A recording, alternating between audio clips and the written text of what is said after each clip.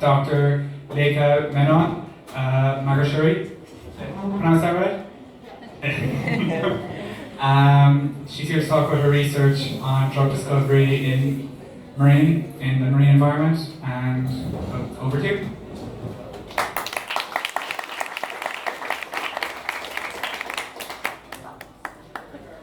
I would like to thank all the organizers for having this. I think it's great fun here because talking science in pub would be my first. And hopefully I don't bore you. So first, I just would like to say that by 2050, a medical officer, a UK medical officer had predicted that we are all going to die not because of cancer or cardiovascular infections, but something deadlier than that. So hold on to the top. This particular era is called the post-antibiotic apocalyptic era. And we all have to worry about it because we are all going to die if we don't have a solution for this. And let me begin you with a short story, telling you a short story. In 2014, a US woman was just visited India for a minor femur bone surgery. And then when she came back in 2015, she had to visit the hospital a couple of times due to just small infections. By 2016, she just collapsed. She just died. Doctors had treated her with 26 different kinds of antibiotics, but still she died. You know what was the cause of it? It was just one bacteria which was multi-drug resistant, or simply referred to as, in the microbiology world, as superbugs. So these superbugs, they are extremely powerful and they're very dangerous. Can anyone of you here tell me who created them? Yes? It's just, we are the creators of everything. So yes, we are the cause of these superbugs. We are the ones who did this.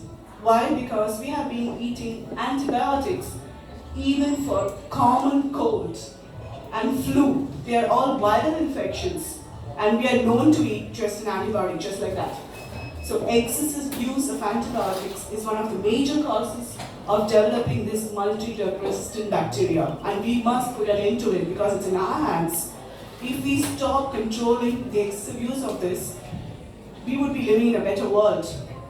We won't, that particular lady who died, she died because of a strain of Klebsiella pneumonia, and that particular bacteria, it was resistant so much that even 26 antibiotics couldn't save her. So I think that's where my research comes into context. During my PhD in 2008 in UCC, my main aim was to develop drugs, but everyone does it. Most of the scientists around the world, we have started to discover antibiotics since ages. And it's really a shocking news that since 1987, no new class of antibiotic has been identified or discovered. Because we have been just getting streptomycin, all those kind of antibiotics from solid. So our aim was to kind of explore the unexplored. And that's where the marine environment is quite rich, diverse. So what we had in our lab, we just used to go for cruise, and we used to collect sponges. There's nice little ones, very, very beautiful ones, which are found underneath. They are treasures actually. They are the treasures of oceans. Because you can get novel compounds, novel antibiotics or fungal or antiviral compounds just from those sponges. So we collected the sponge from Lohain, which is outside Cork, and which was about 8 meters depth. And we just collected it. What we normally do is just collect the sponge by scuba diving, collect the sponge, just cut it off, slice it, macerate it very finely, and just put it on different media. So I know there are some physicists, some chemists here. So media is where a microorganism can grow. It's like, you might like Italian cuisine, I might like Indian cuisine, but the bacteria also has its own favorites. So you have to give it different media for it to grow. So just put it on the media, incubate it, let it grow for about 4 to 8 weeks, because some are slow growers, and usually slow growers are the best. So that's where the research comes. It's like, it's not an overnight. You're not going to discover an antibiotic overnight. So it takes 8 weeks to just grow, identify the bacteria. So there must be Laura here, Laura Mahoney, or Laura Morrissey or something. So everybody is Laura. You have to tag them. So we tag them. We first do a 16S, identify what bacteria it is. Whether it's a actinobacteria, whether it's a firmicute. So these are all different phylums of the bacterial world. So we tag them first, and also tag them with numbers so we can identify later which bacteria is important, for the further process. So how is a bacteria? You must be asking, how is bacteria and sponge related? Yes. Bacteria is, marine sponges are basically, they don't have any shape. Okay, they have only pores inside their body. They don't have any circulation. They're very simple animals. They have only pores. So there's lots of water which just lash into their body. And what happens is that's used as their food and oxygen, and they also remove the toxic waste. So the bacteria along with the water enters the marine sponges, and some of them just reside inside the sponge. So they form like a symbiotic association between them. So they protect the sponges. That's where the bacteria comes. That's why I said when you cut it finely and plate it, you get a lot of bacteria on the plates. Once you isolate the bacteria, once you identify what bacteria it is, our next step starts. That is the antibacterial assays. We have to know it can be an antibacterial or antifungal, so I would label it as antimicrobial assays. It's just a pre-screening, it's a very initial screening that's the first step, I would say, wherein you just put it on a plate and allow it to grow for some time, and then take this pathogen, for example, maybe the Klebsiella itself, which was a multi-drug, just pour it on top of it, and then if it shows a halo, a zone over the bacteria, which means the bacteria is producing something which is killing this pathogen. And that's usually a good sign, because we have screened around, I would say, 500 of them, and to get down to 20, so the rest of it is just, it never even goes to the next stage. Once after that, our next step is to know how does it produce? Where does it come from? It's not easy.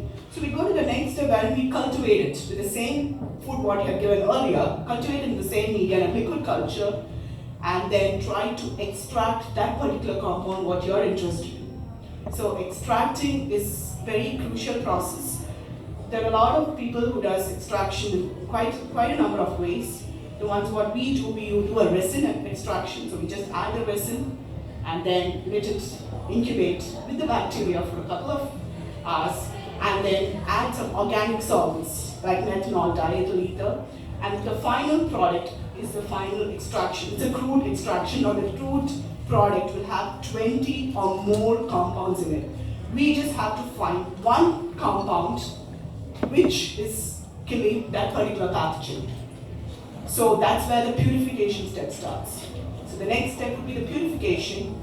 Many of us here, I think the chemists especially, they would do HPLC, and that's where the chemists will play a big role in identifying the metabolite. So they do HPLC, they do TLC, the semi-purification techniques, and they identify what compound it is. Now, it doesn't stop there. We need to know the structure of the compound. Like you have seen a lot of chemical big structures. An antibiotic will not be a small compound. So it's a small metabolite, so it's going to be a big structure. So to identify the structure, we do something called as NMR, which is nuclear magnetic resonance imaging, to identify that structure. And my whole of my research for at least 3.5 years, I had to grow this particular strain 20 liters to just get 2 milligrams of the product, and still we haven't identified the final structure. Now that's the bottleneck. That's the bottleneck of biodiscovery. It's really very hard to get something to the final product. Imagine I took 4 years, but then recently, almost when I was finishing my PhD, maybe it was my luck, there's the computational approach had come, the genomic approach. So we call it genome mining, genomics.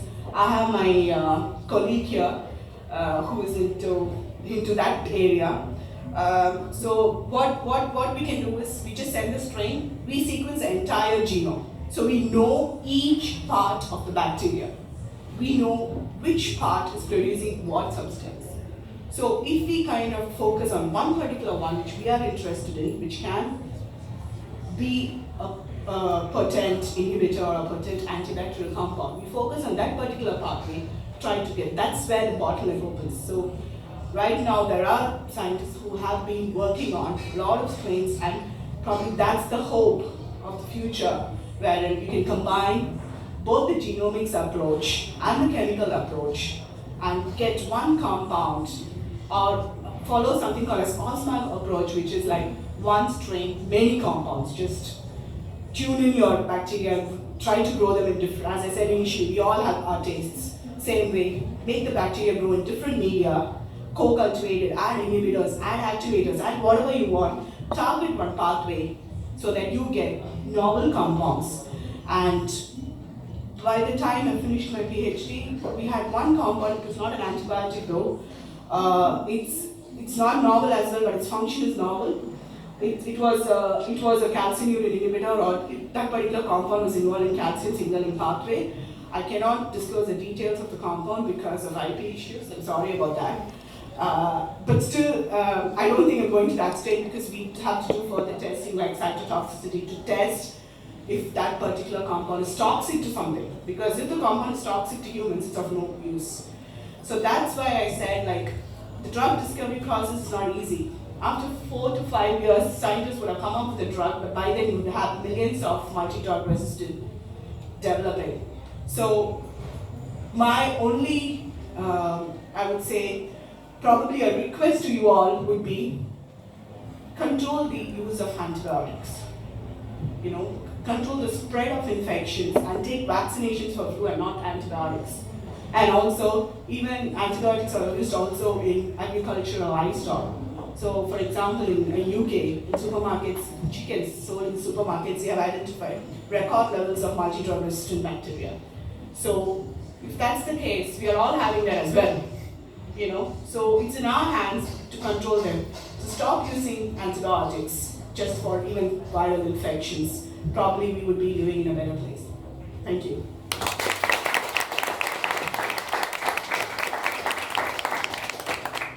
Thanks for that excellent talk. Does anyone have any questions?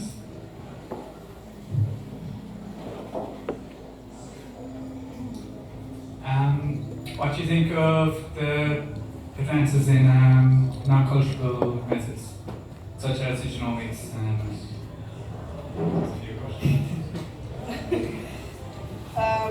yeah, we have the metagenomics kind of approach, but I think focusing on one strain, according to me, I would follow more than an osmotic approach rather than a metagenomic approach, because you're not targeting every bacteria. You don't know what you're getting there, but you'll be just targeting something which is very common, and it might not lead to novel, potent compounds. So personally, as a marine biotechnologist, I would go in for the genomics with a chemical approach rather than a metagenomic one.